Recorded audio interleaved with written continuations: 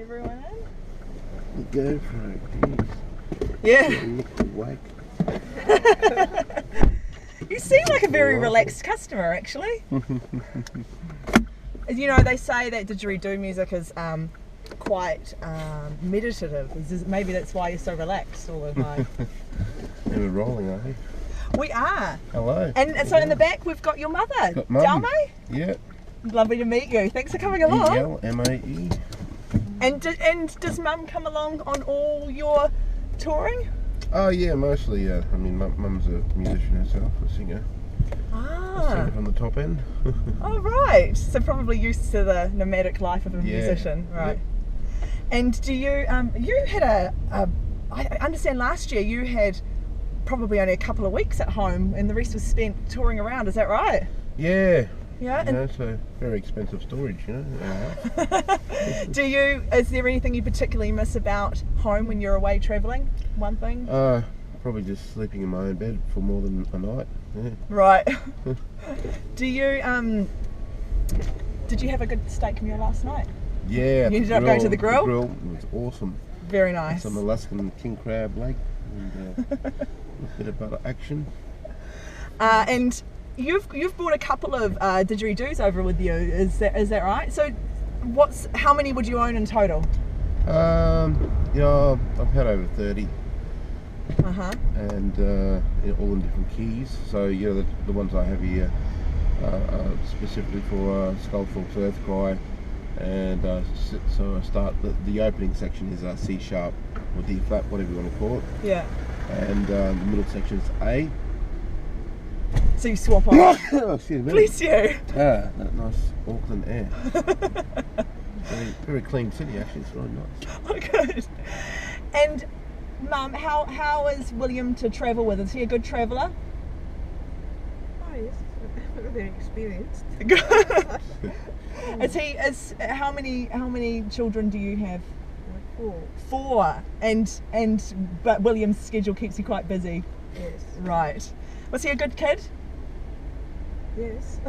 He was. Did you encourage him to get into the didgeridoo, or was that something that he was naturally exposed to anyway?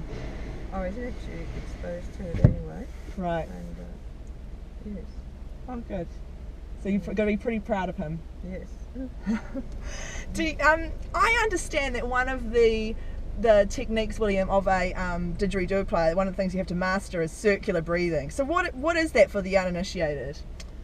So it's basically like traditional technique of a singer where you're utilising your diaphragm for projection and for the tonality of the instrument. So you're breathing in through your nose and out through your mouth. However, I describe it like the Scottish bagpipes, where you're actually storing. You need to store the oxygen or that air compression within your I guess your stomach or your lungs, and to keep that sort of pressure up. So I never let my oxygen flow go below 90%. So the faster the didgeridoo rhythm that you're playing, you tend to breathe in at shorter, quicker intervals, sniffing air, and the slower the rhythm, you can basically breathe normally at longer intervals when you suck the air in through your nose. Right, so without obviously passing out or anything like that. Yeah, no.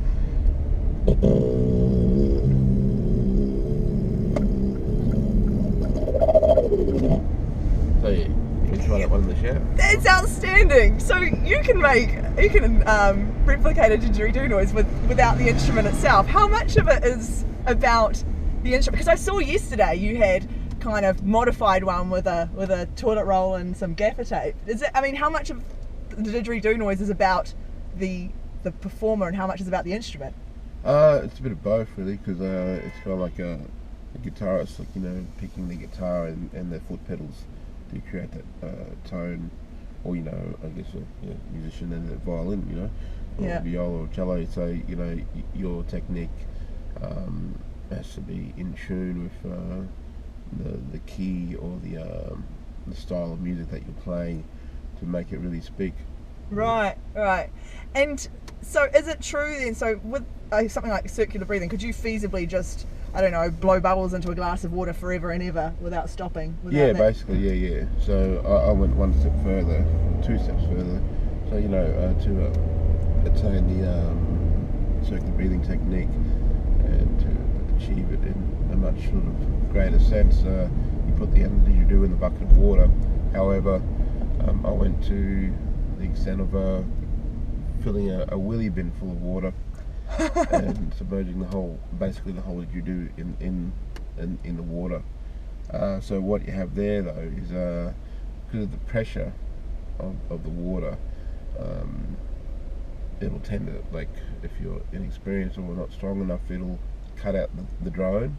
So you don't want to actually let the drone cut out. You want it to actually your lips still be vibrating while you're actually doing the tonality of the sound that you do, the pedal note in the water. And so over time, it's like, brass player, you get your chops up the speed. Right. And so you started playing it when you were in your teens, is that right? Yeah. Oh no. Well, about probably 8 years old. Oh yeah. Was when I first got hooked on it. So, Dalmate, I mean, a lot of young music students might decide to quit. Did you have to encourage William to keep up the practice, or was that something that he just naturally always wanted to keep doing? He's naturally, wanting to pursue, but it's his dream even at that age. Right. So he was pretty clear on what he wanted to achieve from an early age. I play about 12 hours a day. Wow. Wag school. Here we are now. Oh, you've done pretty well for yourself despite breaking school then.